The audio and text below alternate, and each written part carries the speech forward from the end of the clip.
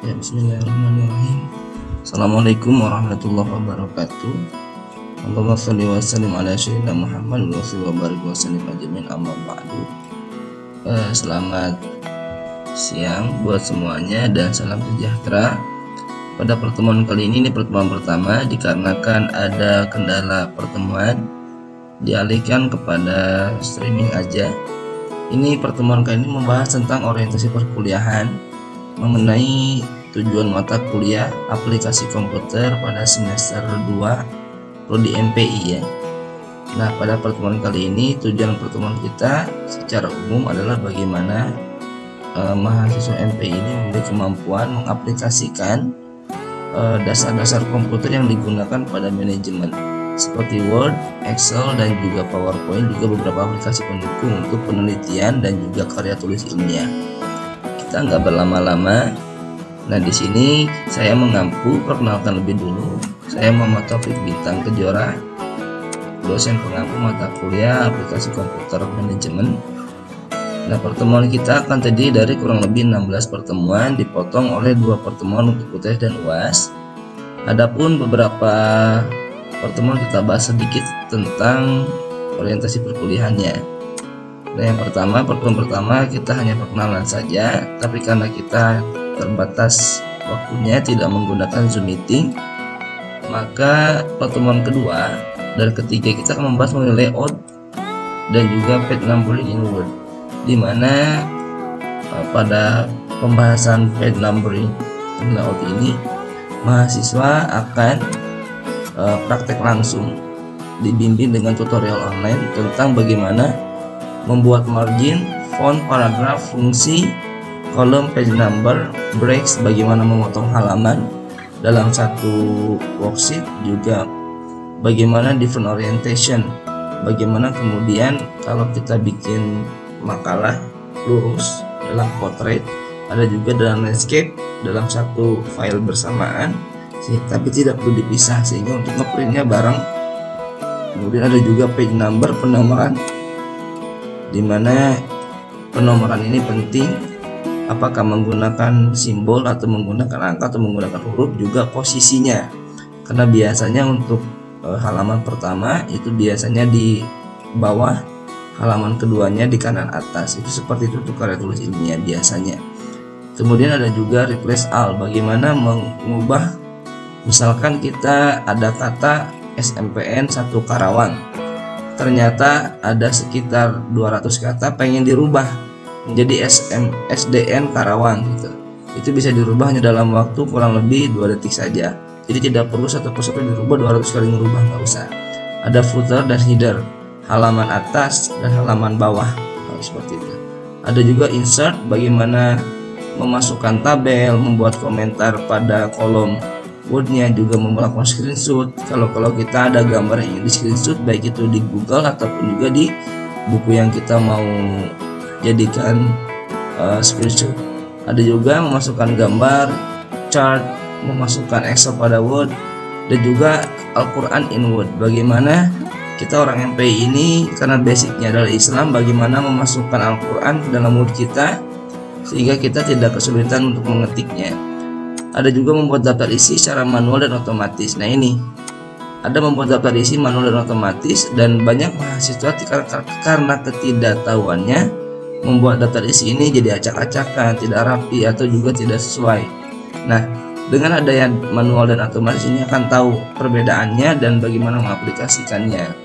Ada juga kita akan membahas PDF, Word, OCR, dan Microsoft Excel ya. Panduan dasar bagaimana kita ini punya 10 halaman buku, pengen diketik dalam waktu 10 menit, bisa nggak? Nah, ini akan dibantu oleh aplikasi OCR yang bisa membantu dari buku yang kita foto mengubah jadi Word. Hanya saja saya hanya menunjukkan aplikasinya, tidak bisa membagikannya karena cukup besar giganya atau filenya. Ada juga aplikasi analisis data penilaian statistik dan data pendidikan. Nah, ini kita punya aplikasi Anates, indeks nilai, dan aplikasi SPSS. Untuk Anates dan indeks nilai nanti kita bahas. Namun untuk aplikasi SPSS hanya pengenalan saja karena akan dibahas lebih lanjut di semester 7 pada mata kuliah statistik ya. Dan saya juga yang mengambil, insya Allah. ada penguatan dan penilaian tengah semester. Nanti mahasiswa diberikan penguatan berupa tugas. Nah, tugas-tugas yang akan dikumpulkan ketika UTS. Jadi tugas ini selain penguatan juga harus dikumpulkan. Ada juga nanti pertemuan 10 membahas tentang Mendeley dan referensinya. Bagaimana kita mengutip menggunakan aplikasi Mendeley secara internasional sehingga kita mengutip karya orang lain tidak menjadi plagiat. Kemudian juga ada cara pengutipannya, cara ngedownloadnya, cara registernya, sampai membuat daftar, mengedit dan juga mereferensinya dan mengedit referensi yang kita gunakan pada aplikasi Mendeley. Juga ada Translate Online Finding Journal Reference. Bagaimana mahasiswa ketika membuat makalah ini membuat sebuah kutipan atau juga mensitasi istilahnya, itu bisa dipertanggungjawabkan secara ilmiah. Jadi nggak cuma copy paste dari blog-blog Google yang orang bilang itu adalah sampah-sampah di tengah hutan. Nah, seperti itu. Dan bagaimana juga nih Pak, saya mau bikin karya tulis, mau dikirim dalam bahasa Inggris, kesulitan kalau pakai Google Translate.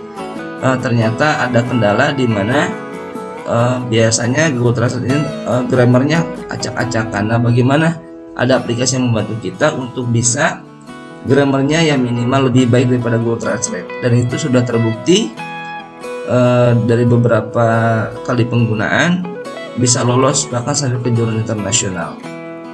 Kemudian ada Quizizz ya, nanti kita membuat kuis karena orang-orang MP ini kan identik dengan diklat, pendidikan dan pelatihan nantinya. Bagaimana dengan kuis ini selain juga mengevaluasi kegiatan, juga bisa membantu kita membuat orang lebih refresh dalam kegiatan. Ada juga Kahoot, membuat soal dengan Kahoot. Ini terkait dengan manajemen kurikulum, di mana kita sebagai orang-orang manajemen pendidikan ini bisa membuat soal dengan Kahoot dengan tujuan mengevaluasi pendidikan di lembaga pendidikan. Dan terakhir kita akan membuat blog pada platform informasi nasional. Biasanya kalau teman-teman bikin blog pribadi itu belum tentu ada yang mau baca, bahkan orang mungkin nggak tahu siapa Anda. Tapi ada blog yang sifatnya gratis tapi dia platformnya nasional dan juga dari sebuah lembaga yang sudah terkenal gitu loh, sampai ke internasional, sudah gratis. Kalau ada kita membuat tulisan tuh insya Allah kalau tulisan kita banyak yang baca, banyak yang ngutip, itu ada penghasilan tersendiri. Dan ini buat teman-teman yang suka nulis, suka traveler, suka membuat vlog gitu, yang biasa vlog dibuat di YouTube, bisa juga vlognya selain di YouTube dimasukkan juga ke dalam blog pribadi, yang blog pribadinya itu terregister di website tersebut. Oke, mungkin itu bisa kita jelaskan. Kalau ada pertanyaan mungkin lain kali. Namun yang paling jelas, insya Allah RPS ini, rencana pembelajaran semester ini, saya bagikan lewat grup. Dan buat teman-teman yang sudah mengikuti, terima kasih banyak. Yang paling penting adalah setiap kali pertemuan mohon untuk bisa hadir, dan saya minta kalau hadir wajahnya kelihatan ya, tidak diganti dengan foto, karena saya mau mengajar dengan manusia bukannya dengan foto gitu.